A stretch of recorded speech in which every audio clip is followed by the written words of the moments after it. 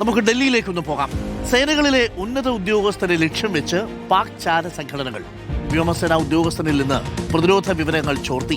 വ്യോമസേന wing commander പദവിയിലുള്ള മുതിർന്ന ഉദ്യോഗസ്ഥനെ ദില്ലി പോലീസ് അറസ്റ്റ് ചെയ്തു.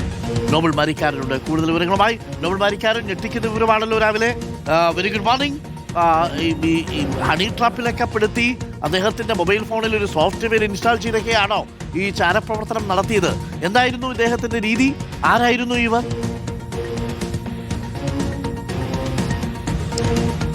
അരുൺ, വലിയ ഗുരുതരമായ വീഴ്ചകളും ഒപ്പം വലിയ കണ്ടെത്തലുമാണ് ഇപ്പോൾ ദില്ലി പോലീസ് നടത്തിയിരിക്കുന്നത്. പ്രധാനപ്പെട്ട കാര്യം എന്ന് പറയുന്നത് ഇന്ത്യൻ സേനയിലെ ഉന്നത ഉദ്യോഗസ്ഥരെ പാക് ചാര സംഘടന ലക്ഷ്യം വെക്കുന്നു എന്നാണ്. പല ഉദ്യോഗസ്ഥരെയും ഹണി ട്രാപ്പിലൂടെ പെടുത്തിക്കൊണ്ട് രാജ്യത്തിന്റെ പ്രധാനപ്പെട്ട വിവരങ്ങൾ ചോർത്തിയെടുക്കുക എന്നാണ് പുതിയ രീതി, ചാര സംഘടന രീതി എന്നാണ് നമുക്ക് മനസ്സിലാക്കാൻ കഴിയുന്നത്. ഇതിനായി വനിതാ ഉദ്യോഗസ്ഥർ, പ്രത്യേകിച്ച് ചാര സംഘടനകൾ തന്നെ വനിതകളെ തന്നെ ഉപയോഗിക്കുന്നു എന്നടക്കമുള്ള വിവരം പുറത്തേക്ക് വന്നു. ഇപ്പോൾ ഏറ്റവും ഒടുവിൽ പുറത്തു വന്നത് ഈ മെയ് 31 നടന്ന അറസ്റ്റിന്റെ വിശദാംശങ്ങളാണ് ഇപ്പോൾ ലഭിച്ചിരിക്കുന്നത്. ദില്ലി പോലീസാണ് വ്യോമസേനയിലെ വിംഗ് കമാൻഡറെ അറസ്റ്റ് ചെയ്ത് ഇയാൾ ഇത്തരത്തിൽ പാക് ചാര സംഘടനയ്ക്ക് തന്ത്രപ്രധാനമായ പല വിവരങ്ങളും കൈമാറി എന്ന വിവരത്തിന്റെ അടിസ്ഥാനത്തിലായിരുന്നു ഈ അറസ്റ്റിൽ കൂടുതൽ ചോദ്യം ചെയ്യൽ നടന്നപ്പോഴാണ് കൂടുതൽ വിശദാംശങ്ങൾ പുറത്തേക്ക് വരുന്നത്. പ്രധാനപ്പെട്ട കാര്യം എന്ന് പറയുന്നത് ഈ ഉദ്യോഗസ്ഥനുമായി ഒരു വനിത ഫോണിൽ സംസാരിക്കുകയും അവരുമായി ബന്ധപ്പെട്ട് ചാറ്റിൽ ഏർപ്പെടുകയും പിന്നീട് വീഡിയോ കോളിലേക്കടക്കം ബന്ധങ്ങൾ വിപുലീകരിക്കുകയും ചെയ്യുന്നു. പിന്നാലെ ഇദ്ദേഹത്തിന്റെ ചില ഫോട്ടോകളും വീഡിയോകളൊക്കെ കൈപ്പറ്റുന്നു. പിന്നാലെ ഭീഷണിപ്പെടുത്തിക്കൊണ്ട് ഇയാളിൽ നിന്ന് വിശദാംശങ്ങളടക്കം ശേഖരിച്ചു എന്നടക്കമുള്ള കാര്യങ്ങളാണ് പുറത്തേക്ക് വരുന്നത്.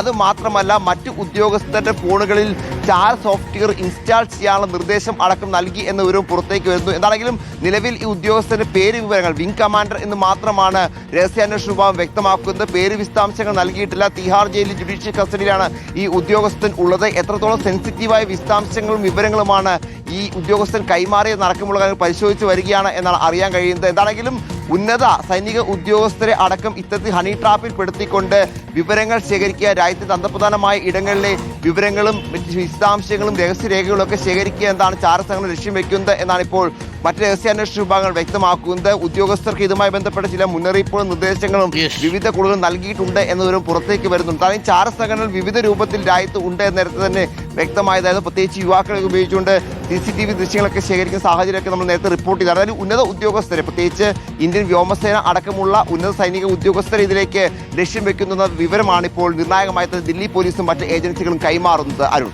Okay, thank you. നോബൽ മാരിക്കാരനാണ് വിവരങ്ങൾ നൽകിയത്. പ്രിയപ്പെട്ട പ്രേക്ഷകരെ, അതും ഒരു തട്ടിപ്പിന്റെ കഥ അല്ലേ? ഒന്ന് ആലോചിച്ച് നോക്കൂ, എന്തൊക്കെ തരത്തിലാണ് തട്ടിപ്പ് നടക്കുക, അതും ഹണി ട്രാപ്പിൽ ഉൾപ്പെടുത്തുക, അതിനുശേഷം ചാര സോഫ്റ്റ്വെയർ ഇൻസ്റ്റാൾ ചെയ്യുക, അതിനുശേഷം ആ വിവരങ്ങൾ കൈമാറാനുള്ള ശ്രമം നടത്തുക.